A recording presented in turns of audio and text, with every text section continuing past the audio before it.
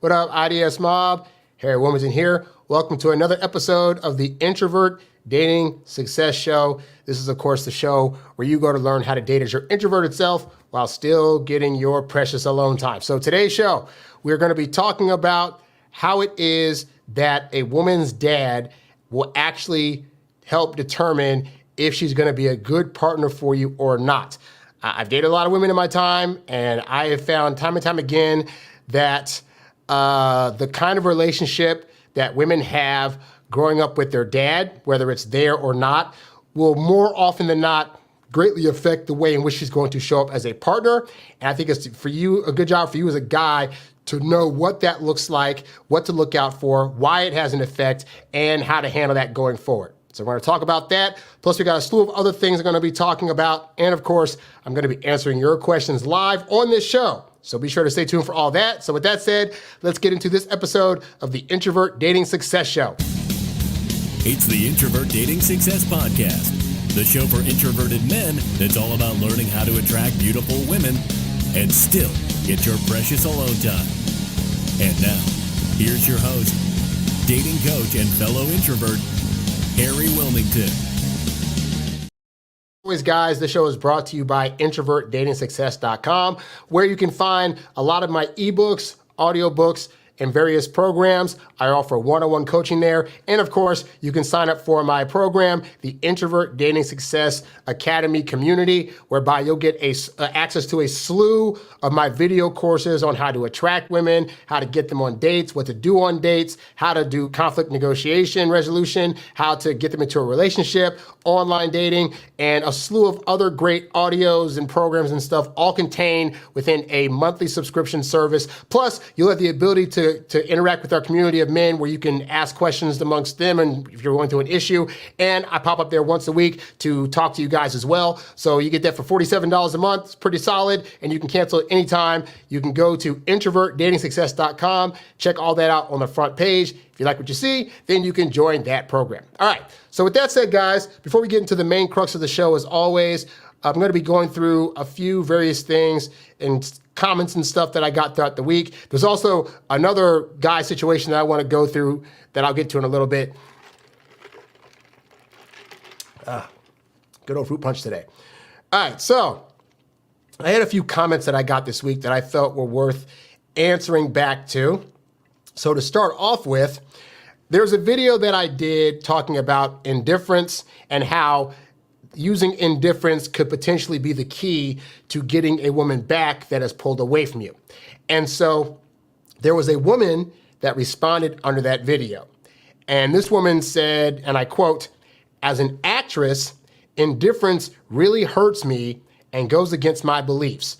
No, that would not attract me back to the man.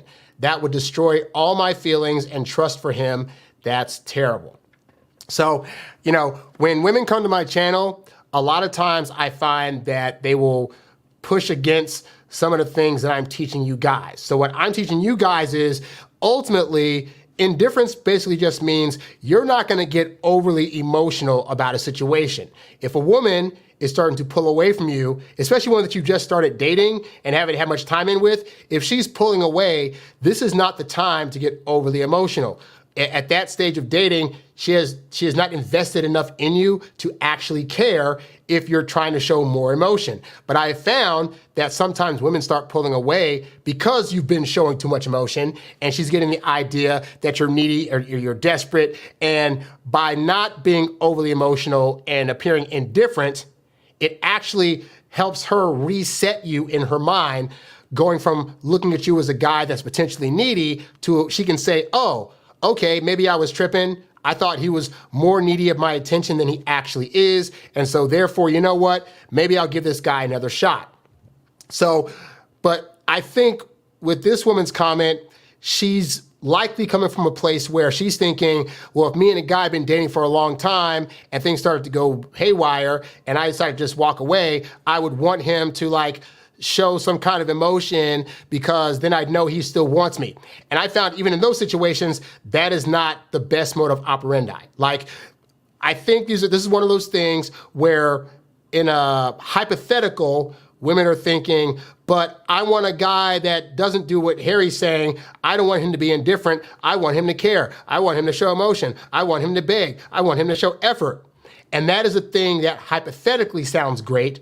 I have found more often than not that in practice of that, it's usually not that great. And it usually results in a woman even being pushed even further away. Whereas I found in my past that when they go away, me not trying to chase after them, me giving them their space, me allowing them to go off and be to their thoughts for a while, I have found that has been a better method to eventually get the woman to want to come back into my good graces. So because I'm going with the experience, and again, this is my experience, so if you guys have a different experience, let me know in the comments. If you doubling down on your efforts to try to go after a woman that's ghosting you resulted in her coming back, then please let me know.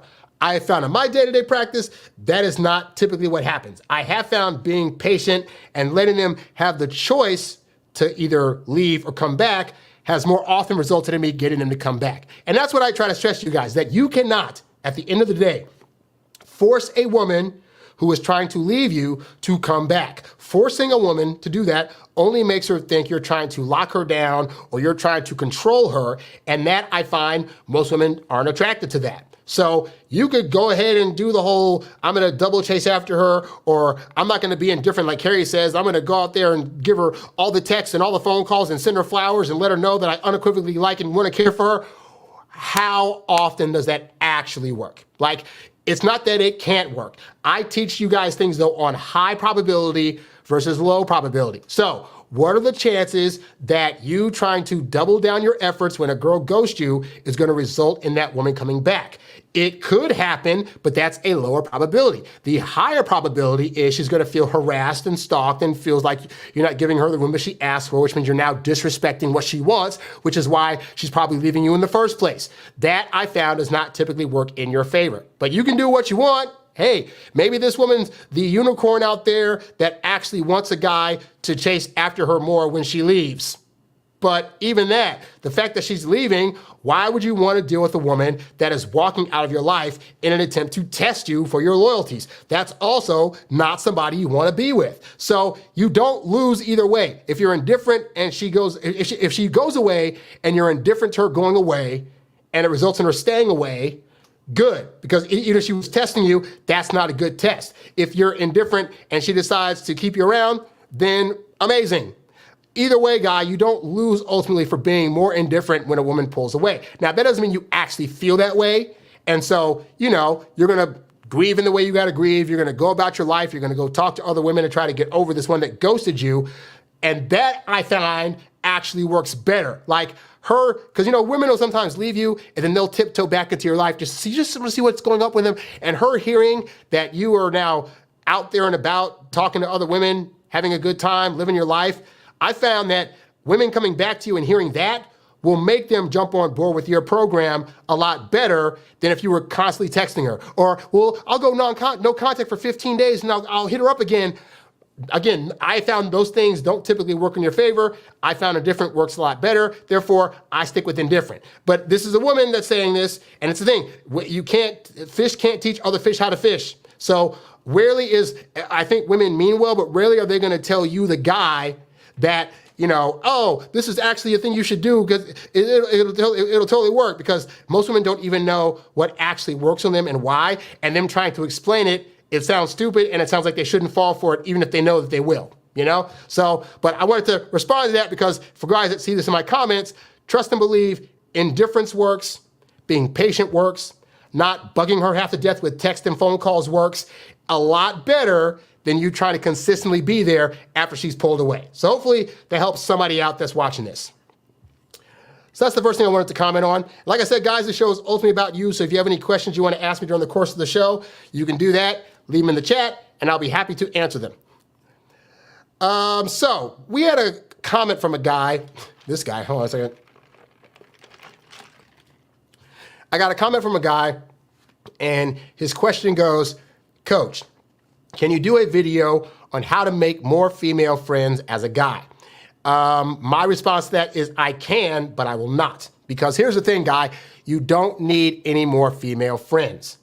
Your goal in life, if you're going after women, the goal should be You're ultimately trying to find one that you can connect with on a level that allows you to then date them. Now, I don't know how old this guy's left a comment. Maybe he's a teenager. Maybe he's a 20-year-old guy that's just lonely and wants female friends. I personally have found, in the age that I'm at, I'm not trying to chase after women with the intention of making them friends. Like, at this point, if I'm actively going after a woman, it's to try to date her. If she doesn't want to date me, then that's the end of that interaction. Now, if I happen to go out with friends and I happen to meet a girl through a friend of mine and she starts giving me friendship vibes and wants to do that, then that's on her to do that, and I can decide if I want to go that path. But I've typically found, at least for me, that like most of the women I try to become friends with, at some point I wanted to date them. And I imagine most guys go through that similarly, unless the girl's like extremely ugly or is an actual relative. So to that end, that's why I don't make videos like that, because it's not hard to make a female friend. Just talk to her and then let her know unequivocally you're not trying to bang her. Although that's playing hard to get, which could actually work in your favor. So, but basically you could do the opposite. You could like try to, do all the lovey-dovey stuff and she'll be like, oh, we should just be friends. At which point she's now friend zone you. Congratulations. But I don't find that the exercise of trying to meet women to be friends is a good one.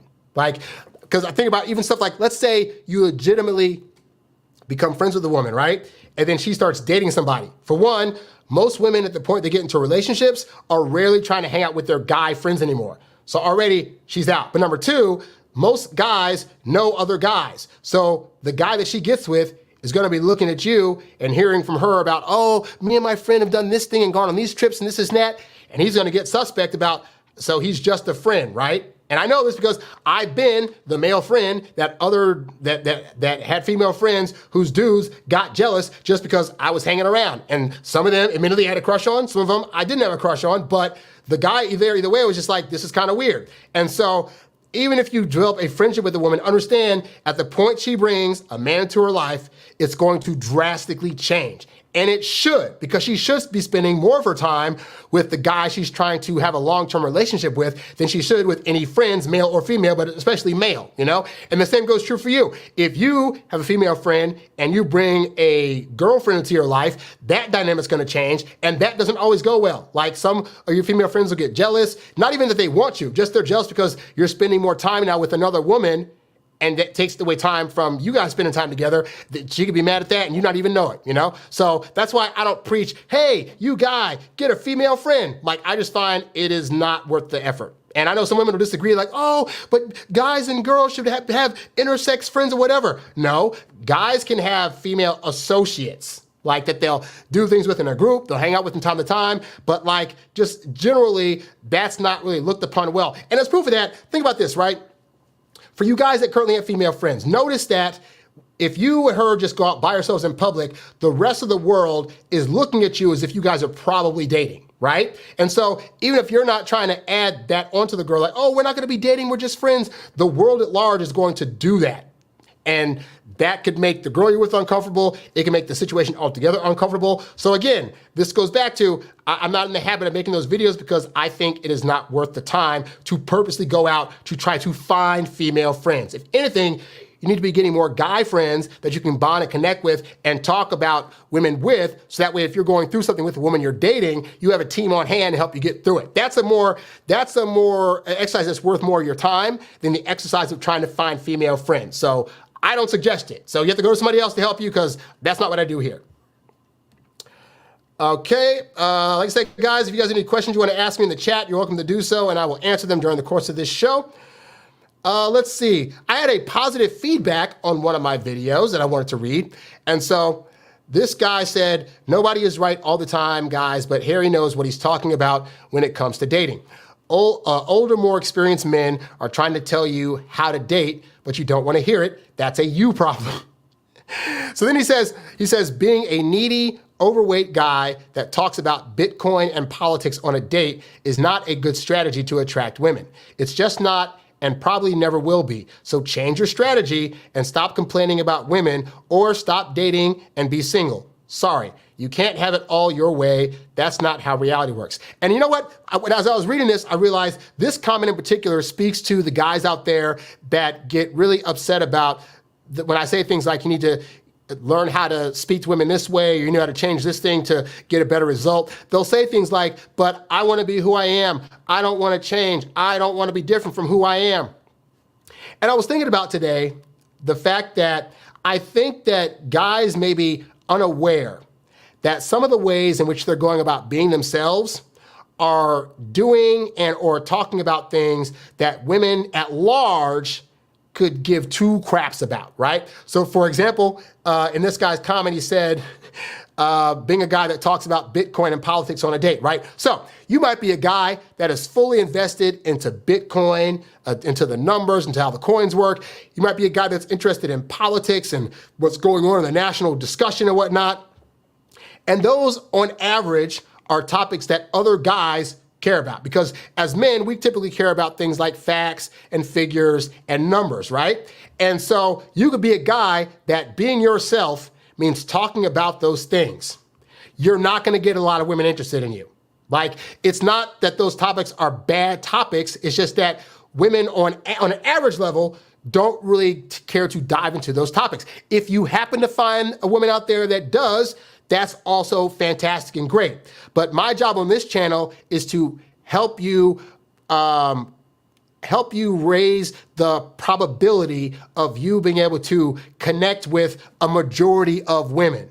And on a date, the majority of women don't want to talk about a lot of things you're trying to talk about. A lot of women may not want to do some of the activities that you're bringing forth, especially on those first dates, you know? And so you got to be mindful of that. You got to be mindful that sometimes when you think about this whole I gotta be myself all the time thing, that you are a different self depending on who you're in front of. For example, me, I sporadically curse here and there in front of my mom. I'm not that guy because she doesn't like that, you know? I might talk a little bit of slang with some of my homeboys versus when I come on here where I'm a bit more proper versus when I go to like, you know, an elegant dinner versus like a trashy spot or some kind of dive bar. I know I got to change up my wardrobe and my speaking accordingly. There's nothing wrong with having different facets of you that you show at different times. But think about when you go on dates, is the version of you that's coming on a date the version of you being yourself that is going to be detrimental by doing things like talking about things that mostly guys care about, planning activities that mostly only guys want to do. If you're doing that, then you're going to lose out. And here's the thing, guy, it's not that you can't eventually bring those parts of you out to the girl that you're dating, but she needs to get to know you, and the best way for her to do that is to feel as though you're trying to meet her at a level where you make it easy to connect with her. If the version of yourself on these dates is a guy that only cares about what he cares about, and therefore that's all he's going to talk about, and that's all he's going to be as, you're going to lose out on women. Now, you could, and I press this because, you know, we get on women for them having certain standards. That's basically them saying, well, this is what I am, this is what I want. If I don't get it, then And think about like the guys that are 5'8", and a girl's like, well, I'm steadfast, they gotta be 5'9" or higher. If every woman stuck exactly to that standard, they would never date anybody, you know? And so on your side of things, yes, you wanna be yourself, and you will get to be the totality of yourself at some point. But in the dating phase of things, you gotta think about the person across the table from you that you're trying to impress and that you want to connect with you. And that means having to go to them and talk to them on a level that they understand. You gotta hear about things that they actually care about, and then you can throw in the stuff that you care about too. But too many guys go on dates where in order to be themselves, for example, I wanna talk about Bitcoin, and then they'll spend the whole hour of the date talking about Bitcoin, talking about politics, talking about things that mostly guys only care about. That is not gonna get a woman to fall for you. So you gotta learn the skill set of, okay, what things can I just generally talk about that are general subjects that women will find interesting? What can I ask her about herself that's gonna get her to open up? We want women on these dates to open up. And sometimes that means taking a back seat to yourself and not just go ahead and talking about all the things you care about and really getting into her head, you know? Now, if you need help figuring out what those things could be, you can go to introvertdatingsuccess.com. You can sign up for my Introvert Dating Success Academy community. You can also sign up for one-on-one coaching and or check out some of my ebooks. We give a lot of great tips about what kinds of things can you start talking about with women that's gonna allow you to approach them, have them open up to you, and eventually land great dates and great relationships. So hopefully that helps you out. Hey, nice to see you again. What's up? If you guys have any questions, you can definitely ask them in the chat during the course of the show. Let's see what else we're talking about here. Okay, so I do want to get into this real quick. So I saw this post on a forum that I frequent, and I thought it was interesting because I think this gives a really good example to you guys about the likelihood of a woman that is starting to flake on you and show signs of low interest actually wanting to get back with you. And I think this guy, because he gives you two parts of the story. So he gives the part of the story where he's telling what happened beforehand and trying to ask for help. And then the second part where he gives an update to that story about what went down when he tried to contact this girl a month later. So I'm gonna read through that because I think it's important for you guys to see that. Oh, good stuff. All right, so here's this guy's post. He said, recently, I met a cute girl during a spur-of-the-moment day approach. This guy's when you go cold approach people. He says, this has been one of my few successful cold approaches ever. Since the number exchange, we've gone out several times and we hooked up. Things were looking bright. Kudos to him for getting a woman out there. When you get that first number from somebody that you cold approach, it feels absolutely great. But meeting strangers out in public, it can be harder to keep their interest if you're not aware of what to do, what to say, how to be on dates, what kind of things to talk about, because that's even more of a danger zone in terms of like guys after like the third or fourth date will be like, oh, I can talk about how I feel about her and I can talk about how I see a future with her. And those things, again, can lead to the detriment of her feelings. But we'll continue because we don't know exactly how those days went. He just said they went out several times and they hooked up. So he says, we were meeting on a weekly basis. I consider it to be a pretty solid plate, at least up to this point. He says, I say that because although so far I've been the only one, he says, I say that because although so far I've been the only one initiating the meetups, she always replied to me very quickly, and on days where she was unavailable, she always immediately gave me counter offers instead of rejecting me outright. Well, those are positive signs, but I don't like the fact that after, he says a weekly basis, I don't know how many times they've actually gone out, but he says he's been the only one initiating. I've just found in my personal life, real talk guys, after maybe the second or third really good date, that's when a woman's feelings will be around 70, 75%, at which point they'll send out the occasional text like, hey, how you doing? And then, you might be, if you're a guy that's planning out once a week dates, which you should be doing in the beginning, you do that so that way part of your read for her building interest is starting to say things like, hey, so I know we just saw each other on Tuesday, but I just made some food and it's Thursday, you wanna come over?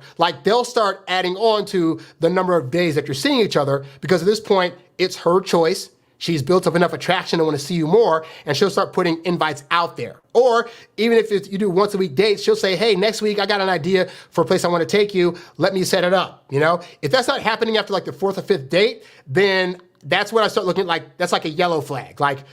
Meaning her interest may not be building as high as you want it to. And so as long as she's still saying yes to dates, that's good. But we do want to start seeing her trying to plan dates. And by the way, guys, this is not something you need to be asking of women. When you're dating women, don't say after the fourth date, hey, so can you eventually plan a date? Again, you need the intel. The intel for you that she's building her traction is when she starts doing that of her own accord. If you start trying to bring up that she should ask you out, that's gonna look to her and feel to her like you're a bit needy and that you're forcing her to try to see you, and that's not what you want. It's that delicate balance. So I stick to once a week, and then they start bringing up stuff. It's amazing how quickly that'll happen if you're a patient guy. Anyway, so he says, I considered her interest level to be very high because even during our meets, she was always passionate, touchy, and we always escalated to a hookup. We always had a very good time. So he says, I then went away for work for a week where I did not meet her. Although we have had some light texting / interaction here and there on messages. Again, I'm not typically a fan of initiating those kind of texts. If I go out of town, I'll tell the girl I'm dating, for example, hey, I'm gonna be out of town. You probably won't hear from me because I'll be doing other things. But hey, if you hit me up, I'll answer the phone. Boom. I find that women typically say that's fine. And then inevitably when I'm gone, hey, so-and-so, just wanted to see what's up. I miss you. How's the trip going? So don't think as a guy you need to be initiating on these trips with women that you're dating. Now, if you're in a relationship, that changes a little bit, but during the dating phase, don't feel like you're obligated to text women when you're on vacation. That is not what you have to do to keep their attraction. Trust me, if anything, you've been gone for a week, they'll be all on top of you when you get back because they haven't heard from you. But anyway, so he says, earlier in the week, I tried to ask her out again. Something was different. She took a long time to get back to my messages. Although originally she agreed to meet me on the day I proposed, she ended up canceling a day before with no specific reason offered. So I will tell you guys now, that is a huge red flag. It'd be different if a woman hits you up and says, hey, so-and-so, I can't make the date, but you know what? I got this other date free. That means that she's still interested, because otherwise she would not have proposed a date. This is a case where she just said, oh, I can't do it. You don't tell me so are we gonna do it at all at some point? If they're not, guys, I'm telling you, this is where I say, God, we make dating hard. If a woman is not actively of her own accord spitting out of her mouth an alternative day that would work for a date, she's lost interest. And this is where guys start to think, well, nah, she must still like me because I'm gonna look at her past behavior where she hooked up with me and where we went on a date and we had a good time. So clearly, because we did that in the past, she's feeling that now. I try to stress to you guys, especially during the dating phase, that a woman's feelings for you are gonna change day to day. So you guys that are confused by like, well, she said we hooked up and we had a good time, and then the next time she's like ignoring me, like how could that happen? Yes, that can happen. Women's emotions during the dating phase are very volatile and they change from moment to moment. Now, sometimes they're gonna keep changing in your favor, but it could easily be one night you're like all over each other to the next day she's just like, oh, my ex-boyfriend came back, or oh, you know what, I just don't feel like dating that now, and they go away. And our brains can't comprehend that that happens. Our brains are like, no, there's gotta be a logical explanation for where her feelings went and why. Guys, it's women. Sometimes there is no logical reason. It's just a feelings reason for them. I just don't feel like I want to talk to this guy anymore, and I'm not going to. So, what did happen to this guy? He said, since we've hooked up, and I considered her in rotation at this point, I didn't take her response harshly. I assumed she was truly busy on that date, so I immediately proposed a different day. Guys, never do this. If you want to get a read for if a woman really likes you, stop giving them a counteroffer. Like, if they're canceling on you, it is their job to come up with the next day and time that's going to work for them. It is not your job when you hear them say, oh, we should cancel the date, to be like, okay, well, how about this other day instead? That makes you look like you're needy and desperate and that you're trying to force her to spend time with you. I know, it doesn't make sense, it doesn't seem fair, but really, guys, I'm telling you, women that like you do not need your help trying to see you. If they have to cancel for a legitimate reason, they will come back in the second breath they have with, but I can do this other day. And I know this because as an older person, I can assure you, across the board, women that were interested always were the ones to spit out of their mouths an alternative date. Women that were starting to lose interest would just be like, oh, we'll just see what happens, or oh, I'll let you know. And you gotta just know, when women aren't giving you definitives, because here's the thing, I know we talk about women sending mixed signals. My thing is this, women that like you are very definitive in letting you know that they want to see you. You ask for a date, immediate yes. They got to cancel, immediate counteroffer. It really is that simple. So if you're getting girls that you notice are kind of flaky, you're like, well, maybe I'm available. Anything that's a maybe and that's not a definite is either no or low interest, and they're out. Now, you could respond to that by just saying, you know what, let's not do it, blah, blah, blah. And you may find that that maybe person turns into a strong yes once she realizes that her maybe BS isn't gonna work. But I have found, even with maybe BS, women that like you don't typically give maybe BS. Like, really, guys, they don't. So this guy, but again, this guy's holding out for hope that he can make this work. So he's thinking, I'll just help her by giving her an alternative day and hope she says yes to it. You don't need to do that with women that are highly interested. But let's see what happened. He proposed a different day, but again, after much delay in her response, she said she can't, and vaguely said she had plans with her sister, and again, no counter offer given. Does this sound like a woman that has high interest? And sometimes what we'll do, guys, because I already imagine once I post this up as a separate video in the comments, people are like, but sometimes women just snap. Look, guys, we are the heroes of our own story. We don't like to believe that a woman out there that we were hooking up with and dating would suddenly stop losing interest. And our brains are gonna come up with a variety of excuses and reasonings and saying things like, well, no, because this one time, and so I could just call her up a month from now and then she should still, if she wants to, maybe if I try this tactic, or Harry can give me the words to say to her that's gonna make me. Guys, she's not interested. If she's not showing definitive yes energy, it is more likely a no. It's her trying to use passive language to not directly hurt your feelings, and she's hoping that she can give you this passive thing, and then you'll just go and think about it and realize, oh, you know what? She said maybe that means like no, but she's not interested. I'm just across the board, women that have high interest are going to let you know that they want to see you. They're going to let you know that they have an alternative day they can see you and give you an exact day and time that it's going to work. Even if it's like 2 weeks in the future. Hey, I got to cancel tomorrow's date, but you know what? 3 weeks from now, on Monday at 3 o'clock, I can definitely do a thing. Like, that is better than maybe sometime this week. That's not, you as a guy should be like always running for the definite. So don't let women, by the way, give you the maybe BS. If she says to you, well, maybe I can do a thing, or I think possibly, your answer should always be, well, you know what? If you're not sure about that date, let's just not do that day. And you just let me know a day and time that works best for you, and I'll see if I can make it work. And at that point, they're like, oh, well, I don't know. I'm not sure. That is code for, guy, please let me off the hook. I'm really not interested, and I don't want to say that to your face, but please, please, please let me off the hook.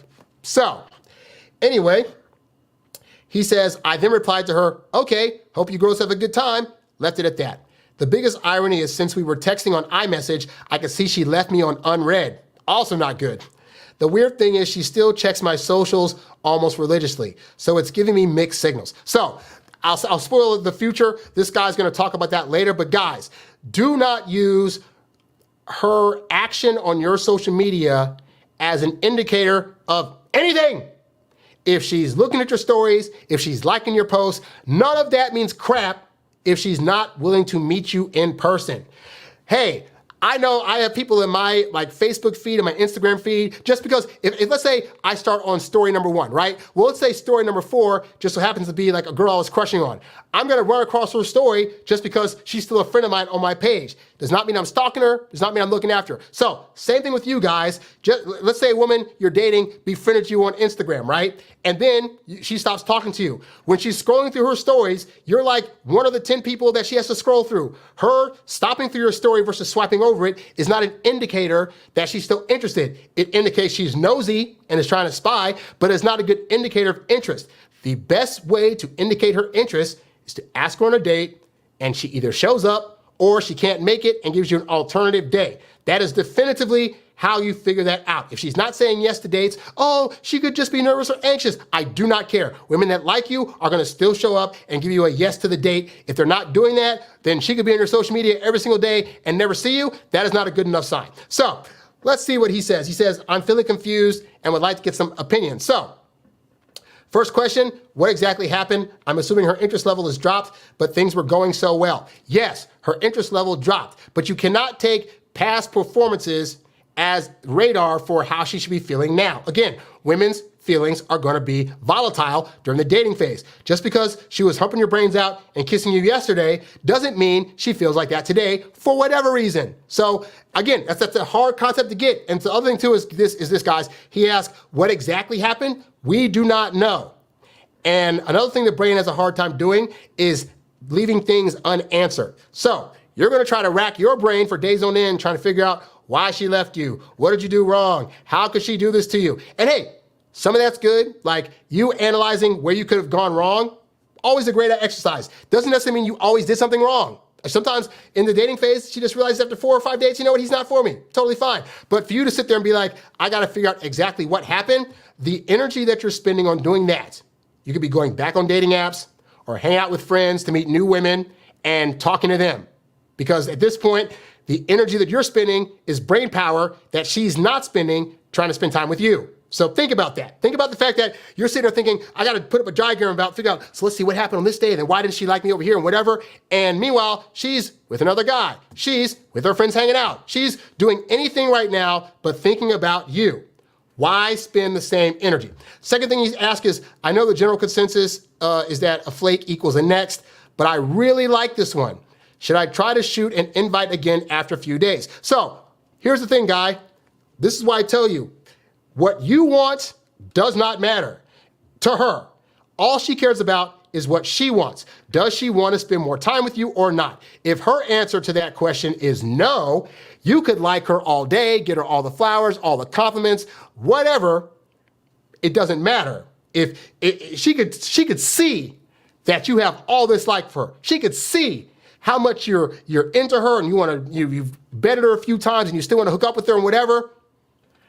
If she's not feeling it, then your feelings don't matter. So you need to get stuck off of like, well, but I really like her, so I have to make this work. But does she really like you? Because if her interest went from yes to no, then no amount of yesing on your end is going to get her to say, you know what? He's been pestering me and chasing me and bugging me. I think I'm going to like him again. That's just not how women function. Women function on, I feel a thing for you and I feel it until I don't. And once I get that ick, I'm probably not going to want you again. Maybe you leave me alone for a few months and it comes back, but right now, not going to happen. And you forcing the issue by trying to contact her when she doesn't want to be contacted, as proof by the fact that she's not responding back, is only going to make her not want you back even more.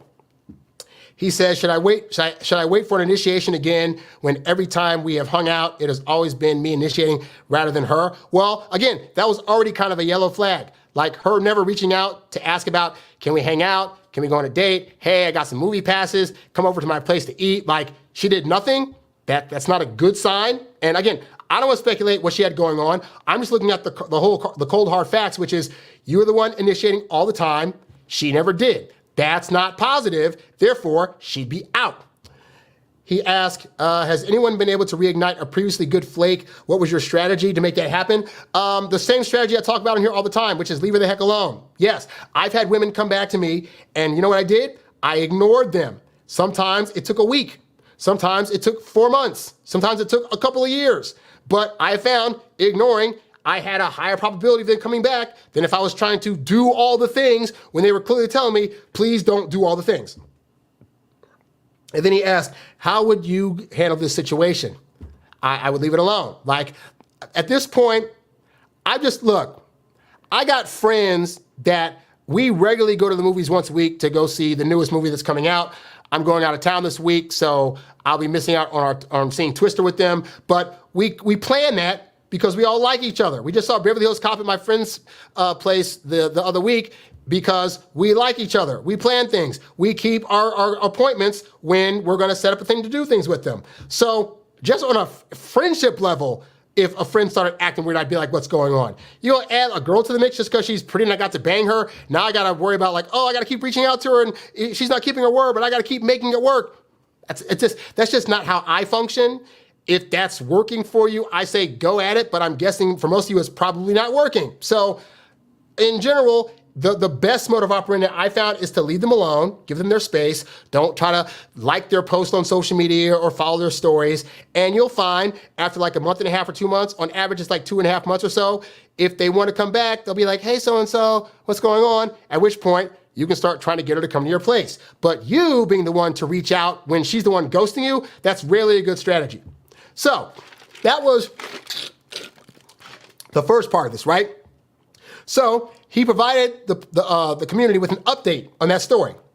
So to recap, he was trying to see if he should reach out to this girl or not, and if it would be a winning strategy, if it would change her mind. I like how guys are always like, if I wait for like a month and I reach out again, then she'll see that I'm less needy. You reaching out at all is going to still make you look needy for her attention, and it's going to look worse because she'll be thinking, it's been 30 days and I'm still in his mind.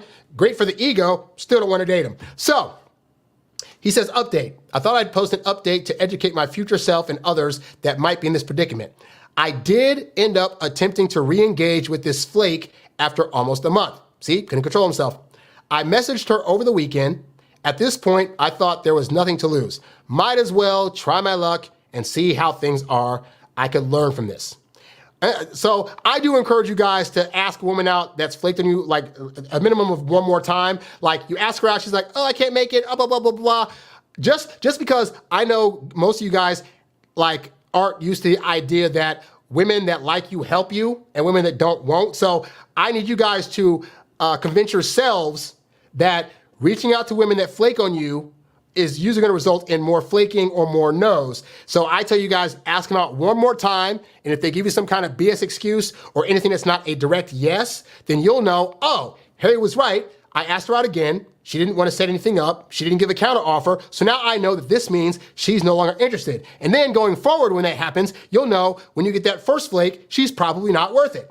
But anyway, he says, I thought perhaps by freezing her out, her interest level would hike again. But the thing is, she was icing him out. But anyway, to make things more encouraging, she was actively stalking me on my social media. Again, that is not a good barometer for if a woman likes you. So I asked her out again. Once again, same outcome. Slow reply. She told me she was busy. She gave no counteroffer. I deleted her phone number for good after this and cut her out. Bravo. That's exactly what he should do. Now, some of you might think, but Harry, what if she texts or calls in the future? I won't know that it's her because her number and name's not in my phone. I found that's even better. If she hits you up 2 months from now, hey, so-and-so, and doesn't give a name, I would literally just be like, I don't know who this is. Oh, you delete me out of your phone, it's so-and-so. Oh, hey, what's up? Nice to hear from you. Yeah, you weren't talking to me, so I moved about my way. What's going on? And then at that point, if she's mad at it, again, I'll just throw it back on, you stop talking to me. Why would I keep your number here? Like, what's up? You trying to come up and hang out and hook up? Like, what's going on? So be mindful, guys. Like, do not be in the habit of asking out women that are rejecting you more than twice. That second time should be the definitive, oh, she really doesn't like me, and then go about your merry way, okay? Now, he says, it's quite surprising that we went from having hot hookups to her suddenly flaking on me and now just treating me like a non-existent corpse. Guys, dating is not fair, but that will happen. As part of the dating game, unfortunately, some women, I've been able to date women that after 3 or 4 dates, they will give me the courtesy to text me and say, hey, I had a great time on a date with you, but I'm just not feeling the connection.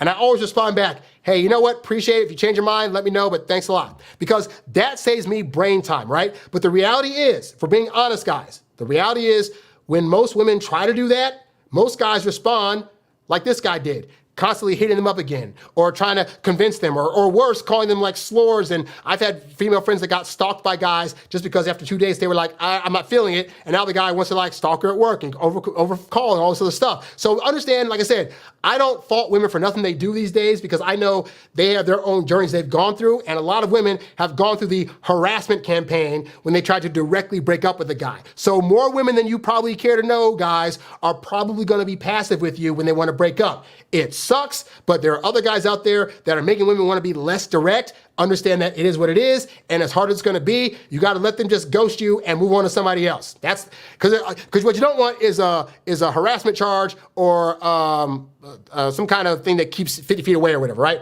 Restraining order. You don't want a restraining order. So he said from this situation, he learned a few things. He said, one, if the girl, this is important, guys, listen up. If the girl flakes with no counter offer, even if there was intensity between the two of you, it's basically a goner. The point of which she flakes indicates everything you need to know. Your mind might fight to deny it, but the interest level is gone. Girls don't flake on guys they have high interest level for. Absolutely true. This goes back to, guys, we need to stop making dating harder than it actually is. You know what I did to make my dating life easier? I just had this mantra in my head. Mixed signals do not exist. I learned that in the sales world, and I've learned that in the dating world. Because mixed signals is basically making you wait. Mixed signals is a maybe. I've done several videos about being in maybe land. But suffice to say, maybe equals no. Because again, women that have high interest aren't going to make you wait for the yes. They're going to let you know unequivocally that they're available because they don't want to risk you going off to some other woman. So if this woman had high interest, she'd be like, yes, absolutely, sure, no problem. Where do I meet you? Oh, can't make it this day, but I can make this day. She was not doing that, and she wasn't trying to seemingly make any plans to attempt to see him at some point. That is not good. So if you guys just start to understand that maybes and mixed signals equals no, just put mixed signals in the no category. You will save yourself so much heartache. I tell you, I promise you, I've experienced it. I know it. All right? Next thing he learned. Time does not truly reignite interest level or create second chances unless she reaches out to you. Again, because she now feels like it's her choice and she's choosing you. If she does not, you're deluding yourself and grabbing at straws. Yes, and I understand a lot of guys don't get a lot of chances with women. They don't have an abundant mindset because they don't get a lot of offers coming their way. And so when they find a girl that they've hooked up with a couple of times, they're doing everything in their brain power to try to make it work. I assure you guys, two people need to be there trying to make a thing happen. If you're the sole person doing it, then no amount of your effort is going to make her want to pull her weight if she's not interested. He says, Yeah. The other thing you learn is says with women, nothing is permanent. Unexpected change can go from 100 degrees hot to negative 100 degrees cold in the blink of an eye. Until today, I do not know why she suddenly became cold. Could be another guy in the picture or something I did. I will never know, but who cares? Exactly. Get your mind out of the thought process of having to figure out why a girl doesn't like you and just get to, at the end of the day, she's not interested, so I gotta move on. And then the fourth thing he learned, very important, guys, social media behavior means nothing. Time and time again, I feel girls use it to capture your attention, stalk, and nothing more. Don't read into it. Yes, women love getting attention from guys. They love being nosy. It's in their nature to try to see what you're doing and spy on you, even if they're not interested. Now, guys don't often understand that because we're thinking about purposeful movements. I'm not going to do a thing unless I'm interested in this thing or I'm trying to learn more about it. Women don't function that way. She could get up one day and just be like, I haven't spoke to so-and-so in a while. What's he been up to? Oh, he's living his life. Okay, I'm satisfied. Do. And they go away thinking nothing of it. And we sit there thinking, she read our story. Oh my God, she liked one of the things I commented on. She must still like me. No, because if she's not seeing you in person, then I don't read that as interest, all right? So take lessons from this guy about flaking, about women, and about high interest level and low interest level. When they're highly interested, they will do all the things to let you know they want to see you. When they start to lose interest, they're going to pull away, they're going to go ghost, they're going to not be so reactive to say yes to dates to you. That is par for the course. This is why also during the dating phase, you should be talking to multiple women because you'll be less pressed about one girl not acting right. When you have 2 or 3 other girls, you can call for a date. I know some guys are against that. You ain't got to follow that. I'm just saying it'll help in terms of you not being so obsessed with any particular woman. And you may find that one of those 2 or 3 other women actually end up being better picks who show higher interest. So just some food for thought. All right. We have a question in the chat. Or a long-ass comment in the chat, rather. Hold on a second. Okay. So I'm going to read this comment and I'm going to get some water. So this guy said, there's a girl who sounds like she's obsessed with me. Oh, I've had those before. Constantly repeating that she wants me so bad or something like that, presumably because she wants me to say it back. But I've let her know that I'm not ready to be in a relationship right now because I need to work on myself. He says, I'm in therapy. Didn't tell her that. She'll send me unclothed pictures of her out of the blue, but I'm worried that I'm going to fumble her and that if I see her, she won't like me as much anymore because I was really muscular, but I stopped lifting for a minute since I last saw her. So I'm worried she's not gonna find me attractive anymore. So in short, how do I not fumble the situation and should I go out with her? Oh, and also, should I stop sending heart reactions under her messages? As a general note, I don't typically send emojis with women that I'm just dating. That is reserved for relationship mode. There's no particular reason. I just find like I'm using texting mostly to just try to get them on dates. So if they're sending me funny messages, I might send like an LOL here or there, but I'm not trying to send like emojis. Like I feel as though that's more of a feminine activity. Like I'm sending a heart, I'm sending a smiley face. Like that's just a me thing. So don't read into that. I'm older. It could just be a thing. But in terms of, so here's the thing, guy. First of all, it's admirable that you're in therapy because a whole bunch of guys never get it. You know, there was a point in my life where I thought maybe I was tripping on some stuff, and so I got therapy for like 3 months. Turns out, nope, I was totally fine. Everything was great. Like so, but also, and then when my dad died, I know as a kid, I went to therapy for like several months in school where they had us meet up once a week to talk about loss and death and color things and all this other stuff. So that happened too. But here's the thing, guy. I don't want you to ever get into the trap that honestly most women fall into, but that guys fall into too. This idea of I need to work on myself until I'm the absolute perfect version of myself in order to date. Because that day is never gonna come. Like, you're gonna work on all the issues you're talking about in therapy now, right? You're gonna get out of therapy, I solved all my issues, yay, I'm ready to date. You're gonna find you have other issues you weren't aware of. And then what's gonna happen is this. You're gonna think you're all set to be a good partner, and then you're gonna get into a relationship. And the dynamics of being in a relationship may cause you to have to do couples therapy or a new version because, surprise, surprise, therapy is gonna be good for you as a solo person, but it's not gonna turn you into a person that works all that well in a coupledom, because being in a relationship takes a different skill set. There are some skill sets that you as a single person can bring in, but there's going to be other things that come into play when you're in a relationship that therapy or you just doing things on your own isn't going to help you do. So you being in an actual relationship will help you get into the practice of things. So for example, you're going to be a better communicator. That's all great, except you're going to get with a woman who 3 months from now is going to have a fight with you about the fact that you're playing video games too much, or she doesn't like that you're hanging out with your friends all that much. And you need to bring in conflict resolution skills that you don't have because you can't learn those when you're just talking to yourself. So that's why I say don't buy into this lie that you're going to eventually become the perfect enough person to where you're absolutely sure in yourself and you're totally ready to date and you're 100% confident. Never happens. Even me, as confident of a guy as I am, I find even in relationships, there are times I'll be like, I'm not sure about this thing, or what if I tell her this thing, or bring this to her attention? Is that going to be a thing? Like, that doesn't go away. You just get better at discerning, like, your confidence to where you can be like, okay, but ultimately I think I know what I'm doing, so let me figure out how to present this in a more confident way to her, X, Y, and Z, right? So that's the note I have for that. But in terms of this person, like, you're saying right now you don't want to date, but then it sounds like you're saying, but you're worried about not being able to get with her.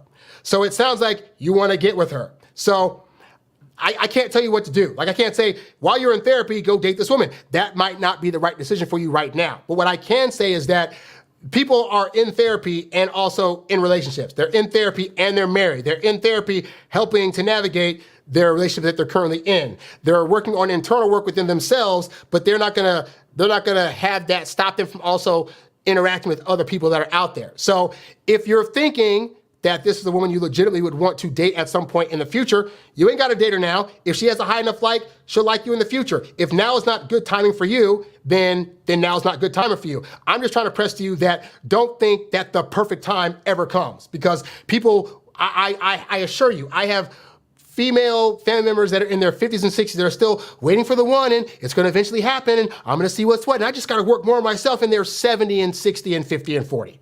Like, don't buy into that lie is what I'm saying. Even in my journey, as I was learning about women and learning how to get to date, there were pockets here and there where I was just like, for me personally right now, I don't want to focus energy on dating. But at the point that I got my money a little bit more stable, or I start to learn a bit more things, then I would still be in the process of learning about women, about trying to get a better job or more money coming in, and still be able to also date at that same time. I know men are a lot better when they're singular focused, so I get the hesitancy to want to bring in anybody during this process. But I just want to assure you, you're going to be going through processes all your life. Don't let that deter you from dating people that you actively want to date. Just my 2 cents. But again, you got to do what's best for you. All right, before I get into more of these, I'm going to get some water real quick. So I'm going to leave you with this quick commercial for my ebooks. Hey guys, Harry Wilmington here. And I just want to tell you really quickly about some of the awesome ebooks that I have available at the website. So to start off with, we have my brand new book, Stop Losing Women, which is based off of my previous podcast.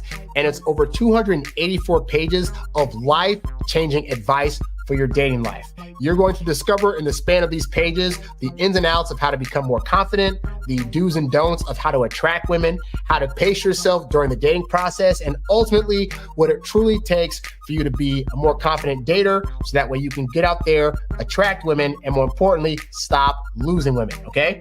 The other ebook that I have on my website is called No Girls For You, The Ultimate Guide to Losing the Girl of Your Dreams. This is the first book that I ever wrote, and simply put, it is a 12-chapter masterpiece that is designed to, in a very funny way, mind you, guide you through the ins and outs of why all the things you're trying to do right now to attract women can actually cause you to lose them. I mean, things like being the nice guy, overextending yourself, getting too many gifts, too many compliments, and a variety of other things that you may think as a guy I should be doing. This funny book's going to help you figure out once for all why you should not do those things and how to better yourself instead. So be sure to check that book out as well. The other book that's been very popular at my website is called Texting Like a Boss. This is where, for all you guys out there that have problems texting women or don't understand why she starts off so chummy in the terms of the texting things, and then she starts to kind of go away and you can't figure out what's going on or why, or you're not an efficient enough texter to be able to actually get dates by way of texting. Well, this book is going to give you 21 do's and don'ts that are tried, true, and tested, so that way you can get the results that you want with women when you're texting them, and ultimately not do the wrong things that are going to cause her to eventually ghost you in the texting realm. All right, so check that book out at the website. Lastly, my other popular book that I have there is called 10 Steps to Winning Back Your Ex, the step-by-step, no-nonsense guide to reconnecting with an old flame, regardless of who ended the relationship. And so for you guys that are like, hey, I think I lost a great one and she left me and I want to get her back, or you might have been the guy that's like, hey, I dumped her and then I realized I made a mistake and I want to get her back. Well, this book covers both of those scenarios in a very detailed step-by-step way that is designed to allow you to figure out what you did wrong, how you can show up better, and the sequence of events you need to go through in order to effectively win back the woman that you are no longer with. So if these things sound like things that'll be helpful to you, then definitely go to introvertdatingsuccess.com, click on the products tab, where you can find a summary of all these books as well as my various programs, and they will be more than happy in helping you figure out whatever part of the dating journey you're on, so that way you will not be confused and you will ultimately be able to have the dating life that you want. So check those out at the website today. And we're back. New water, same cup. Cold water. All right. We got a question in the chat here, and the question goes, Harry, can you discuss how quickly you should be asking for dates on dating apps? Whoa. Well, I have a program as part of my Introvert Dating Success Academy community that's called Smart Digital Dating, and it'll walk you through many of the things that most guys have problems with as it pertains to online dating, like your bio, how to speak to women on dating apps, the kind of pictures to take, what women's journey looks like on dating apps, and of course, asking them out. So you can find out the totality of what that process looks like in the Introvert Dating Success Academy community program, which you can read more about at the front page of my website. But I will say this, is that you're asking the wrong question, because you're thinking, okay, what is the logical amount of days that I need to talk to this woman in order to make her feel comfortable? What you should be focusing on is in what way do I need to present myself both on the dating app and in my words to this person that are going to get them to feel comfortable enough to want to go on a date with me, Because I've had it where, like I told a story earlier to somebody today, like I've had it where my first message to a woman will be like, hey, what's up? And then the second message is like, in some way or form, let's just go out on a date. Like, why spend time on this dating app talking? We could just go ahead and meet up in person and see what's what. I've been able to do that. I've also had it where I talked to a woman for like a week and a half to 2 weeks before I asked her out. I've had times where I couldn't see somebody up to a month before, so I just talked to them over the course of a month. So the time frame doesn't actually matter as much as what is your presentation. And a lot of that boils down to, how do you look on the dating app? If your bio is solid, if your pictures look great, and if you know what kind of messages to send to women, then it makes it very easy to get a date a whole lot sooner versus the strategy that most guys had of, I'm gonna talk to her for a bunch of weeks, and then hopefully she'll realize that we should be going out and she'll hint at wanting to go out or just outright ask me. That is not a winning strategy. The more you're able to present yourself as the kind of guy she should wanna go out with, the more excited she's gonna be when you start talking to her, to where you could ask her right away, or you could delay it by 3 messages, 5 messages, 3 days, 5 days, whatever, So as you get better at that kind of stuff, then you'll find you'll be able to determine basically, depending on your conversation with the woman and how you think things are flowing, you'll know when a good time is to jump in and ask for a date. But again, you can learn those kind of skills as part of the Smart Digital Dating video course, which is collected into the Introvert Dating Success Academy community. So check out that program. If you like what on the front page, what it has to offer, it's $47 a month, so you can cancel at any time. Pretty simple stuff. And you get access to like a lot of stuff. And they're all like, because I don't want you guys to think that, the program's just going to be a bunch of sporadic audio. I have courses built into this thing to where it's like, there's one full course, for example, on how to go from just dating a woman to having her be the girlfriend in like 90 days. That's a full course by itself. I have a whole course on smart digital dating. How do you set up your bio and your pictures, and then how do you communicate so it leads from going on the app to actually getting dates? Like, these are things that are going to walk you through step by step these various processes. in that program. So definitely check that out. But hopefully that answers some of your question. All right. So let's get into the main topic for today, which is all about how her dad impacts if she'll be a good partner. You know, I've dated enough now to know a few things, or many things. And one of the major things that I have learned with women is that her relationship with her parents really does determine how she shows up for you in a relationship. And this is even more so as it pertains to a woman's relationship with her dad, and or the kind of relationship that the mom and dad had in the house growing up with respect to how the mom treated the dad. So, to the first one, I have just found in my general journey that dating women who either A, had fathers that abandoned them, or B, had dads that were there but were abusive in some way, whether it was physical, mentally, emotionally, whatever, I have found those women to be very difficult to date because they oftentimes are very anxious. They're constantly worrying about if they're doing a good job in the relationship, which, to be fair, there should be some viewpoint or understanding of like, I gotta be on my P's and Q's, I gotta make sure I'm doing the right stuff, make sure that they're happy, and that should be there. And there should be like regular check-ins with the person that you're in a relationship with. But some women will take that to the nth degree where they'll ask you every day, how am I doing? How am I doing? How am I doing? How am I doing?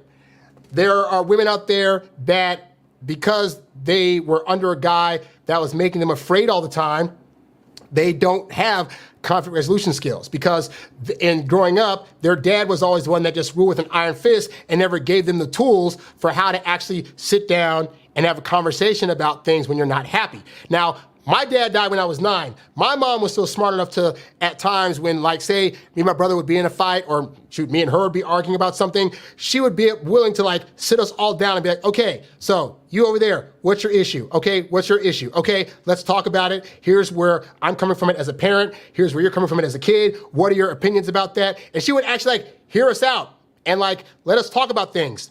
I have found that skill set is not given to everybody. Like, that's what I call having something in the toolbox to help you in relationships. So when things aren't going good, you have tools to where you can, like, it's almost like disarming a bomb. Like, you have the tools to disarm this bomb in the quickest way possible, whereby nobody's gonna really get hurt and everybody feels like they got out of this unscathed.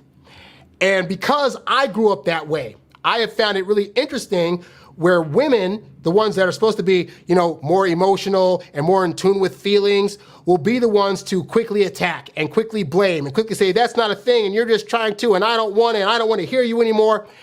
But I found that the women that do that, more often than not, were ones that, again, were not given the tools by their fathers to have that. So then they get into relationships with guys later on, and they're like, well, I can never fight back against my dad, but I can fight this guy. How dare you, and blah, blah, blah, blah, blah. And they'll just come at you gung-ho, guns a-blazing, and you're sitting there like, but I just want to talk peacefully about this thing, and she's not letting me. It's because she didn't have the chance as a kid. Women that are abandoned by their fathers, you find those are the ones that become very promiscuous. Like, you're thinking it's a good thing that she wanted to sleep with you on that first date, not being aware that she does that with all her dates because a part of her dad wasn't there to give her enough strokes as a kid, like positive, like strokes, not like strokes. And so therefore, she's trying to get her feelings of love and affection through the act of sex, knowing that guys are more likely to give her that first than actual like hugs and actual care.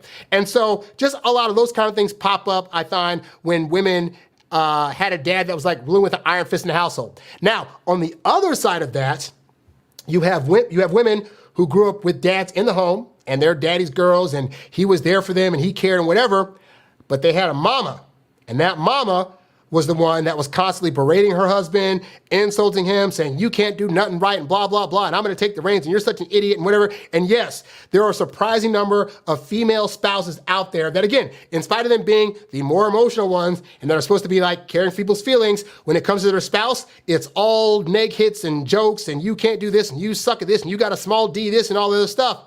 Well, daughters that grow up seeing that either A, don't respect men, or B, are going to also rule over their men with an iron fist. So if you're a guy that comes in trying to be the leader of the relationship, she's going to fight you tooth and nail. Why? Because subconsciously, she doesn't trust male leadership because in her house, her mom didn't trust male leadership. And so these are the kind of things that you have to be mindful of when you're dating, is that there have been studies. I actually pulled up, there have been several studies done over the years that show that when women get into situations, or when women grow up with dads that either aren't there or aren't really around a whole lot, that it affects them. There was a study done by the Journal of Family Psychology in 2004 in Georgia, and they found that women who reported high levels of father involvement during their childhood, they were more likely to choose partners who resembled their fathers in terms of personality traits and behaviors. And so what this shows is that ultimately, and it sounds a little bit like little family inbreeding, but it's not. It's just our first examples of anybody, male or female, are our parents, you know? How was your mom? How was your dad? Those two things are going to influence the kind of people you're around for friends and the kind of people you get into relationships with. And so for a lot of women, this is why, you know, as a guy, it can be frustrating when you hear women say things like, well, I want a nice guy, but they go for the jerk. Look at her father. Is her father also a jerk? Because if he is, I can assure you that's going to be more her type, regardless of what you do. You could be a nice guy that's a gentleman that doesn't get walked over at all and is able to stand your ground and say no to things. And if you're not the guy that's trying to overly jerk her around or slap her or call her names, it's still going to feel uncomfortable for her to be around you. So when women say that kind of stuff, you got to know they went through some stuff. That's not your responsibility to try to change them or to make them feel anything different. That is a journey they got to go through to get to realize, oh, these negative things that I experienced in childhood, this is what's affecting the kind of guys that I like, and I have to learn to not like this anymore. But that's their own journey. That's not your job, you know? But like I said, there's been several studies. There's a study that was done by the Developmental Psychology in 2003 that showed that women who experienced early father absence were more likely to engage in earlier hookup activity and have more unstable romantic relationships. So again, the girl that's on that first date just ready to hook up with you, or the one that like hook up with you and then all of a sudden want to ghost you and leave. You're thinking, oh my God, what did I do? Sometimes you did stuff and you look at that. But sometimes her childhood was such that like when she comes across something that's stable, it feels weird. Or she hooked up with you and she thought she was gonna feel the love and connection that she wanted and she didn't feel it, and now she's frustrated with herself because she didn't really want you, but she gave you the hookup thinking she would get what she wanted and she didn't, you know? So I could go on all day with the studies, but suffice to say, guys, like, yeah, so I wanna go through this thing right here. Let me pull this up here. I want to give you guys 5 ways that a woman's relationship with her father can actually impact her future relationships with men, just in general, all right? So for one, trust and security. When women are able to have a dad in the home that they can trust and that makes them feel safe, they learn quickly to trust a man's leadership and his masculinity. They're not threatened by it. They're not seeing it as like, oh, if he's too masculine, he's trying to overrule me. Like, they learn that having a man's masculinity around is actually to their benefit. It's a net positive because they're going to be protected more. Women that had not experienced this are going to always be apprehensive about if a man that she's with is actually out for her or just a hookup or why he's here in the first place or why he's doing X, Y, and Z things. And she's going to question you. She's going to question leadership choices you're making to try to keep her safe because she's not used to a guy coming in and running the show. Those women are super hard to date. Another way that it affects her future relationships is her self-esteem and confidence. So a woman that grows up with a dad that's like, hey, you can do it. I believe in you. You can do whatever. Like, that's a woman that in the grand scheme of things is going to eventually have good self-esteem. Because let's be real, guys, like, even if women are not at home, at school they're getting teased for their hair, their looks, their dressing, whatever this and that. So the world's going to beat up on them, and to where in their teenage years, maybe early 20s, they might be a little bit more apprehensive or anxious or not have as high of a self-esteem. But usually around after age 25, their brain's fully formed and developed, and they're like, okay, I have my pacing about in this world. I'm secured in who I am, and I know I have parents that back me, that love me. My dad's always been there for me, so I know that I'm a bad bee and I'm good. Like you want her to be a level of self-esteem and confidence, but it's a confidence that's not arrogant. It's not a confidence that's like, I can do better than my guy. It's just a woman that's assured of herself and what her position is in the relationship with you. And that is a great woman. A woman that has not had a dad around, they're the ones that are constantly questioning if they're good enough and always, always need reassurance. And yes, guys, women like being reassured in general, but most women I find don't need it like every day, except for the women that didn't have the dad around to boost their self-esteem as a kid to where they're going to constantly be asking you, is this good enough? Oh, I'm so sorry. I didn't mean it. I just want to please. And you would think initially like, oh, you want a woman that's going to be willing to be like that because she can please you all the time. She's going to be down. I can assure you guys it gets old and annoying real quick. All right? So that's the second thing. The third way that a woman's relationship with her father can impact her future relationships is conflict resolution skills. You see, dads have a way of being no nonsense, and they also have a way of helping the person that they're talking to see why the thing that they're arguing for either isn't a big deal or can be handled with less emotion than they're bringing to the situation. And guess what, guys? Women actually need that lesson. Like, I know women get on us about not being emotional enough and not being able to emote and express feelings and whatever, but also, rarely do people talk about the fact that not every emotion a woman feels is warranted or is valid. But a guy in the home will help a young daughter see that real quick. Like, she comes home, oh my God, blah, blah, blah, blah. Okay, but like, daughter, how did that start? Well, because I said this thing. Okay, you can't say things that start fights like that. So I feel bad for you, but also, you kind of messed up. And so dudes will give lessons like that. Straight chase, no filter, whatever it's called. The point is that, like, yeah, that's what a dad in the home will do, is give the real talk that women need to hear, that the world is not their oyster and that they don't deserve everything on a silver platter. That kind of woman has an even level of ego where she realizes, hey, sometimes in my relationships, they're going to be the problem, but also I could be the problem. And so it behooves me to sit down and talk with the man and try to come to a resolution versus assuming he's always wrong and how dare he try to hurt me on purpose and whatever. You want a woman coming to the table that is able to sit down and rationally talk about things. She has the understanding that you calling her out on something isn't you trying to say she's a bad person or that she's ultimately like the worst thing ever. It's just you making observations about things that you want changed and vice versa. But that, I find, more often than not, is able to happen a lot easier from women that had those lessons from their dads. Women that do not have those lessons from their dads, you know what most of them have? They have lessons from their moms. And how are most of their moms reacting? Overly emotional, trying to be like, well, it's not my fault. The world at large did X, Y, and Z, and I'm not taking fault for this because I didn't whatever. So woman at home learns that lesson from her mom and then dates you. And you get into a fight. You come home and she left food on the counter. You go to her, hey, babe, so I just want to bring this up. Like, I find it really stressful when you leave food on the counter. Oh, well, you wanted me to cook for you in the first place, and so maybe I just shouldn't cook for you anymore.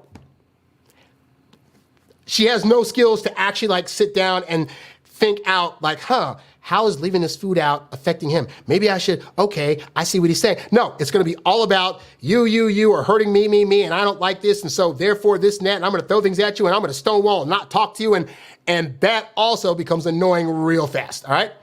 The fourth way that a woman's relationship with the father impacts her future relationships is expectations and standards. So, a woman ultimately is going to get the standards she has for men by how she grew up under her dad, what she was able to see from him, how he treated the mom, assuming that it's, where all these examples are assuming that these women are coming from two-parent households or even from just a dad household. Because spoiler, guys, women don't like to hear this part, but more women and more kids usually end up going to jail under single moms than under single dads, because dads, apparently adding that discipline part is still very, very important. I look at like Eminem's kids, right? Like, as much as Eminem, he just had an album come out this week. So Eminem like had all these like really bad lyrics and whatnot, but like all his kids grew up, they all graduated with honors. Haley Jade's married now to a really good guy. Like, oh, so her dad was still at home being a good disciplinarian and caring for them in spite of how his lyrics are. That's amazing. But when they were, the short time they were with Kim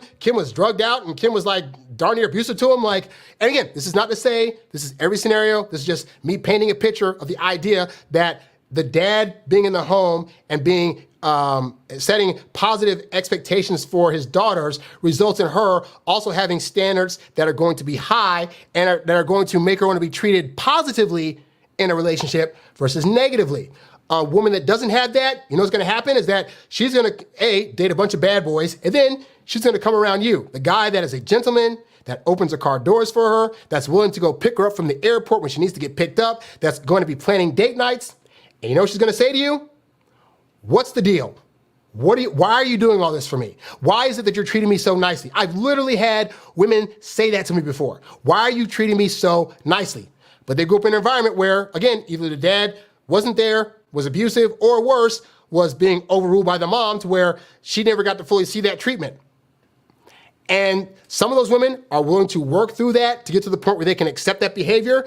And so I don't want you to change. Like, I want you to change if you're a simp. If you're doing behaviors specifically to try to simp for women, that's not good. But if you're just genuinely a gentleman guy who's just trying to show women a good time and show them respect and they're rejecting you, guy, that's on them. That is not on you to fix. There are plenty of women out here that came from good households that have high standards for themselves and want to be treated well. Yes, actually want you to be the guy that plans dates, want you to be the guy that gives the occasional compliment, want you to treat her like a human being.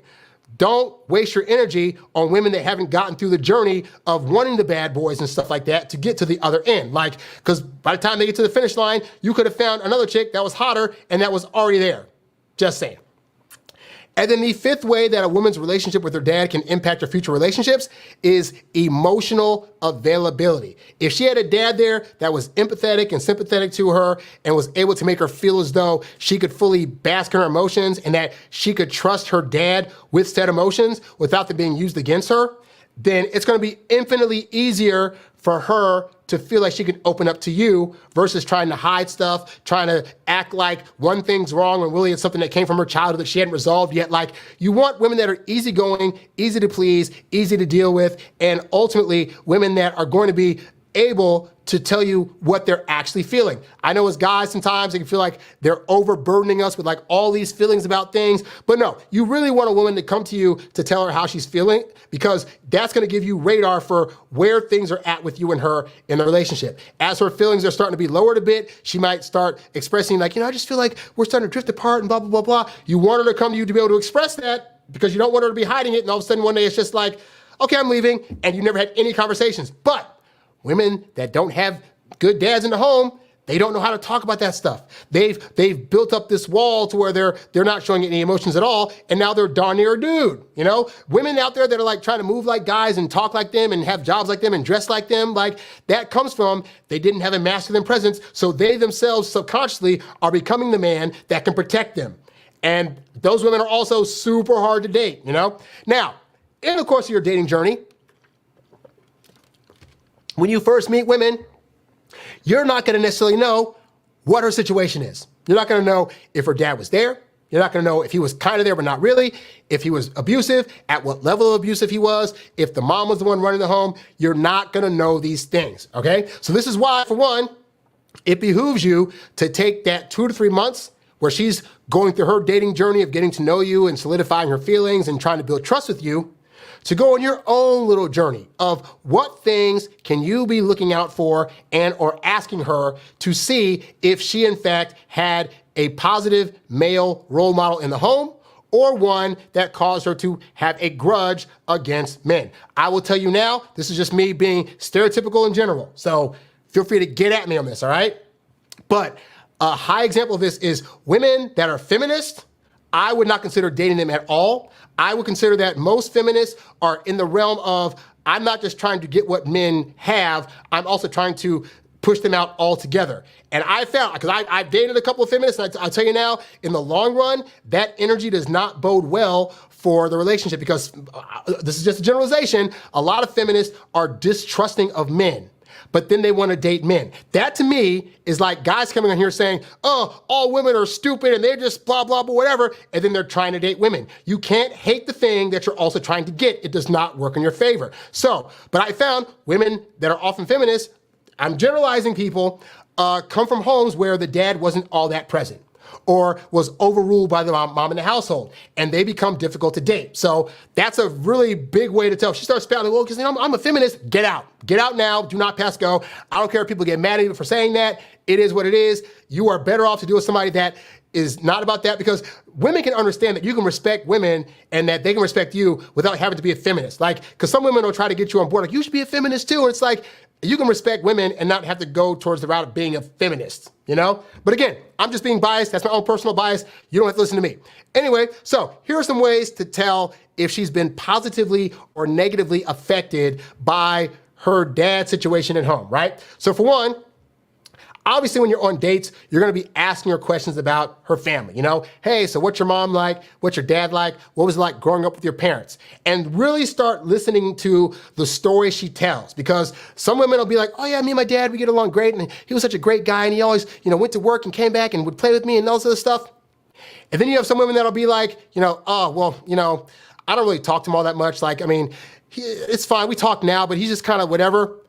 That's your first major red flag that there's going to be a problem down the road with you and her as it pertains to her respect level for you and how she views you, because that's the kind of woman where you do something accidental, that you say something or you do something that you didn't know was going to hurt her feelings, or you didn't know was going to hurt her as bad as it did, and she takes it to like the nth degree. So you're sitting there saying, hey babe, you know what, my bad. I don't know me saying this thing was going to hit at this thing because I'm just getting to know you, so, my bad.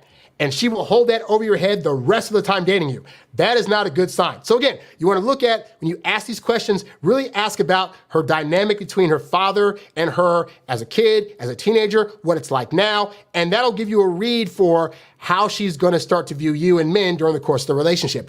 Another thing, if you're at the point now where you're starting to, let's say you've been dating for a while, maybe this hasn't come up. Based on your guys' interaction so far, things seem pretty cool and even keel. At some point, you're going to get around her family. She's going to invite you to a 4th of July barbecue or a Labor Day barbecue or some kind of Christmas event, and you're going to come along. This will give you your first chance at actually seeing her interact with her dad. Now, if her dad's not there, or she's like, I didn't invite him because X, Y, and Z, he's that guy, whatever, that's already a problem. But if you go there and she's kind of like talking back to him, or he says something that's like, that's not really a thing, Dad, observe, because how she's talking to him is going to be how she ends up talking to you in the long run. Don't think it's not going to transfer over just because it's a different guy. Don't be thinking, well, I'm different because she loves me. I assure you, it's not going to be different.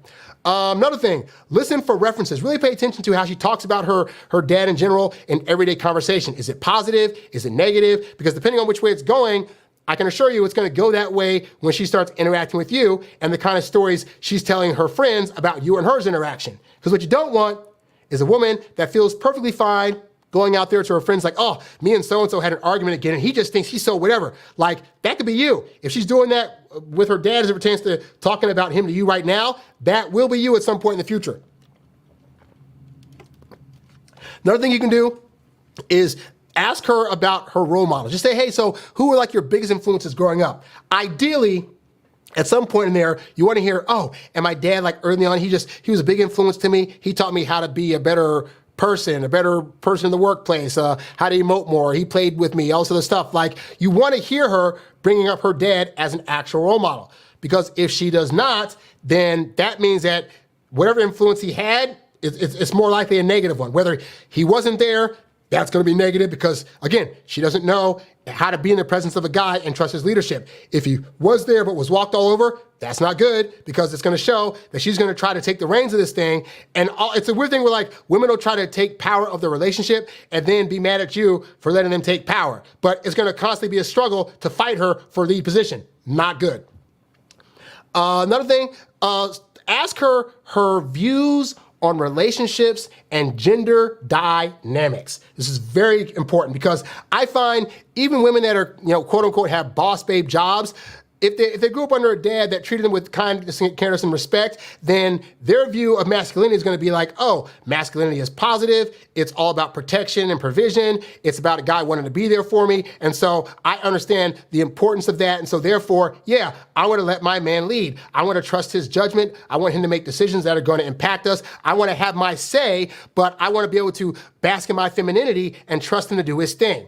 And that's ideally how she views relationships. If she's like, well, relationships should be 50-50 and I should be able to also sometimes say what I want to say and do what I want to do, and it shouldn't just be about, she's already coming from a place of defensiveness. Like, you could be a guy that was totally planning to like be 50-50, to let her have her say, to make decisions every other time. But her being the one to voice that she wants that is not positive at all, because it speaks to a woman's going to say, I want 50-50, but she's going to try to determine what part of that 50 she wants. And it could be that she actually, what she views as 50% is actually like 80%, you know? And that's going to cause a lot of turmoil in the relationship. So, also, I wrote this one as well. If you want to test this early on, I know, guys have a thing about testing, but I'm telling you guys, there are going to be things early on you need to be saying or doing to test, to see where women are at. Because here's the thing, you could very well meet a woman that had a bad relationship with her dad, right? But she's done the work to try to work through that stuff. She's gone through therapy, all sorts of stuff, to see to it that she actually is going to be a good partner. You know, my mom grew up in a situation where her dad was there, but her mom was the one that actually ended up leaving the family, and like, you know, could be overruling on him at times and whatnot. And so, you know, she came out of that relatively unscathed in terms of like how she treated my dad, but that's not everybody's situation, you know? And so, this is why it's good to be able to test certain things. So if you hear a woman saying like, oh yeah, my dad wasn't there and blah, this and that, whatever. Now you're like, okay, I don't know if she's gonna be crazy or not, right? So you wanna do the things that I just talked about, but in addition, you need to create some kind of conflict to see how she reacts to it. Now, when I say create conflict, I'm not talking about manufacturing an event. Because I find that most guys, a big problem you guys have in dating is not actually saying the things you wanna say, or giving the actual opinions you want to give about things, right? So an easy way to create conflict is to just do that. A situation comes up in society where people are having differing opinions, and you ask her opinion, what do you think about X, Y, Z, and so-and-so? Well, you know, I think about this, and that. If your legit opinion is different from hers, say the different opinion. And at that point, you're probably gonna get a bit of a surprise response. And then at that point, the next move is gonna be what dialogue happens next. Is it gonna be a spirited conversation that you guys have different opinions, but it's still a fun, lively debate? Like, you know, oh, I feel this way about this candidate. Well, I feel this way because this candidate. Oh, how could you feel that way? Oh, because, you know, I grew up in town and learned about this thing. Oh, well, did you know this thing about this person? Well, I didn't, but did you know this thing about this person? Like, that's a fun debate, right? So you've created a mini conflict where you're able to see she's able to be lively and jovial with it. She's not judging you. It feels amazing. Versus this one, hey, so how do you feel about so-and-so? Oh, I can't stand so-and-so, this candidate, because X, Y, and Z. Oh, because I actually like that candidate. Oh, how could you, people that like him, how could you? Oh, you're just so, I don't know how to feel about you now. Oh my God.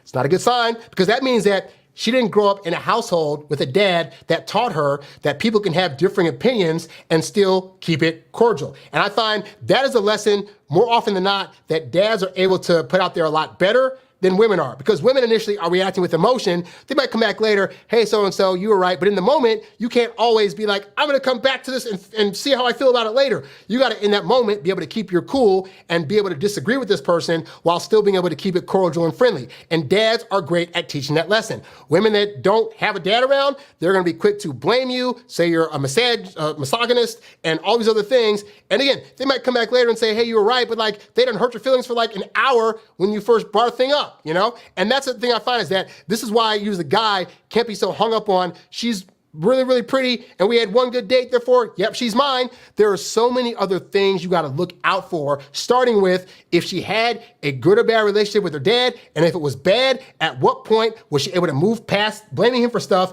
and get the therapy she needed or go through whatever she needed to go through to get to a place where she could not judge all men based on her dad. And I have found most women have a hard time doing that journey. And that is theirs to work on, that is not yours. So, you as a guy, I gotta say this, is that at the end of the day, I want you guys to have the higher probability of being successful in your dating journey.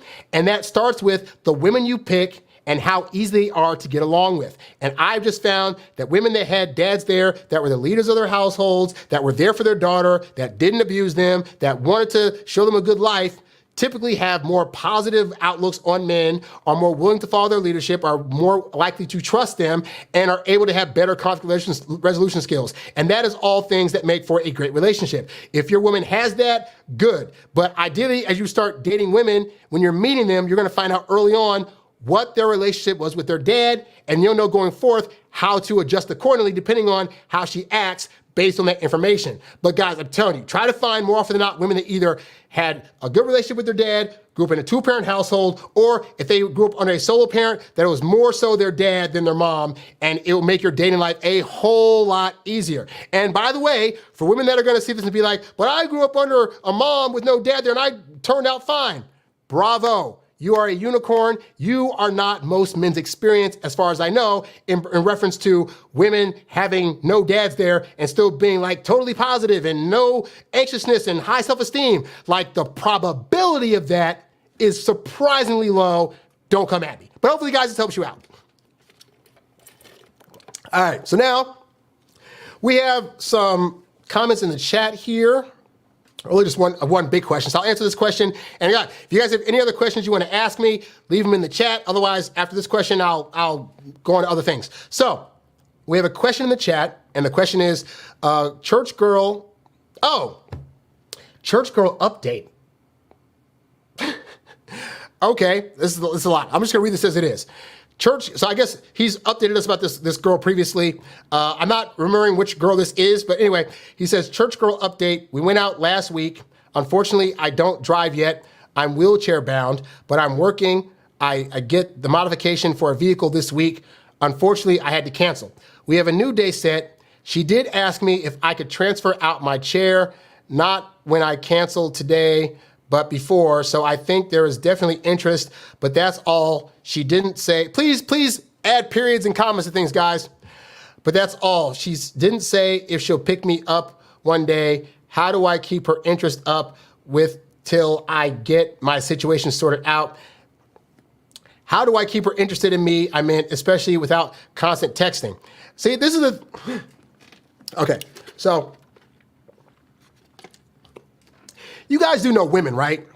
Like, you guys know the old mantra of like, women and elephants never forget. Like, you understand the concept at hand, right? That like, women are, it's very, once their feelings are attached to a thing, it's very hard for them to forget. Like, just like in my previous segment, right? A girl who didn't have a dad in the home, that reverberates with her forever. She'll be 6 years old, and then my dad was never there for me, still feeling it, right? So because women's experiences are attached to their feelings and their memories, it's hard for them to forget anything. So if she's already had a good experience with you before, that's not gonna go away just because you don't talk to her for a week.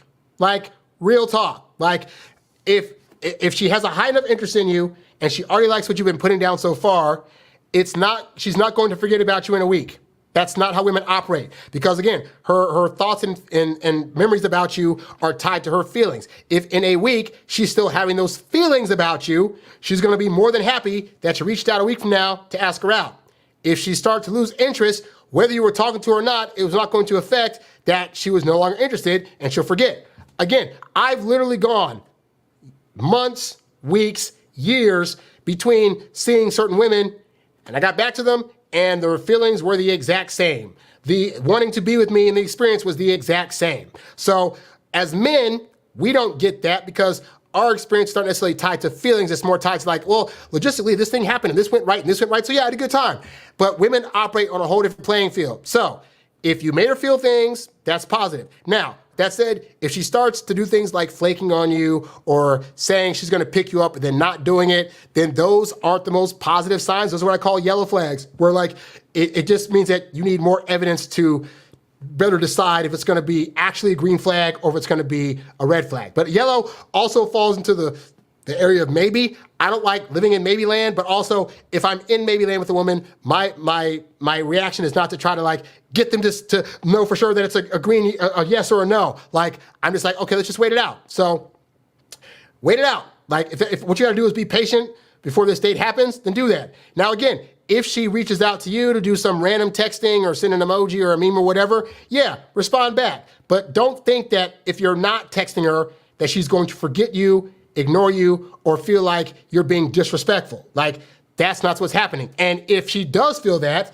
that is a woman that probably needs more attention than you're going to be wanting to give her, at which point she was going to become a hassle anyway. I try to stress to you guys, not every woman is for you. It is okay for you to do things that are going to make certain women go away. If after a week you hit her up and are like, hey, let's go out, and she's like, oh, you waited a week, that is a woman that is going to be impatient, and guess what? You did or did not do an action that lets you read that, and that's a good thing. Sometimes it is actually good to do things that make women leave you the heck alone. So hopefully that answers your question.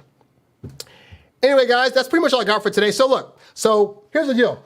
I'm going out of town this week because my mom's 70th birthday is next Tuesday. I'm going back home, or back to my former home, and we're gonna go on vacation. So there will be no live show next week, and then after that, there's going to be another week where I have to go out to do something else, so there will not be a live show that week as well. So, for one, hearing that, if you have any questions you want to ask me before my 2-week break, you should be asking it now. But also, there will be videos going up from previous shows, because I cut these down into bite-sized, like 8 to 10 minute videos and put them up on YouTube. So there will still be videos coming out. There just won't be any live videos coming out, all right? So I'll be back on August, I want to say 5th, 6th? I think August 6th is the Tuesday. So yeah, so I'll be back August 6th with a live show. In the meantime, guys, please, please, please continue to write me, continue to leave comments under the videos, because that's where I get my content from to answer on these shows. You can write to me at harry@introvertdatingsuccess.com. Also, if you are going through a situation and it needs immediate attention, I will still be available for one-on-one phone coaching calls. You can go to introvertdatingsuccess.com, click on the coaching tab, and set one of those up, because regardless of where I'm at in the world, my cell phone is always with me. I can pick it up and talk to you and be like, hey, what's going on? Let's talk about it, you know? So, yeah, and then also go to the website, check out my Introvert Dating Success Academy community, whereby it's chock full of my various video programs teaching you how to do online dating, how to meet women in person, how to take them from just dating them to getting to a relationship, conflict resolution skills,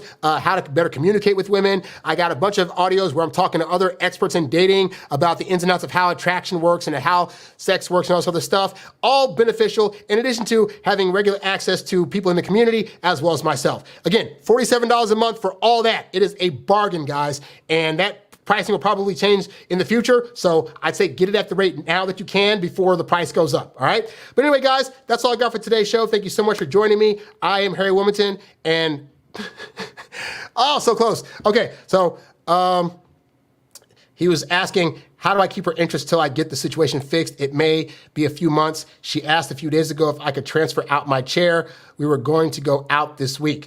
I don't know what transfer out the chair is. I guess you're in a wheelchair. You have to move from like your chair to a car or something like that. Realistically, she may not want to deal with the difficulties of that. But again, women that have high interest in you will just be like, we can make it work, you know? So that said, if it's going to be I guess it makes it maybe a few months. So even if it's a few months for you fixing your situation, here's the thing. If I get what you're putting down, basically, you're wondering if you need to wait a few months while you're getting this wheelchair situation fixed to date her.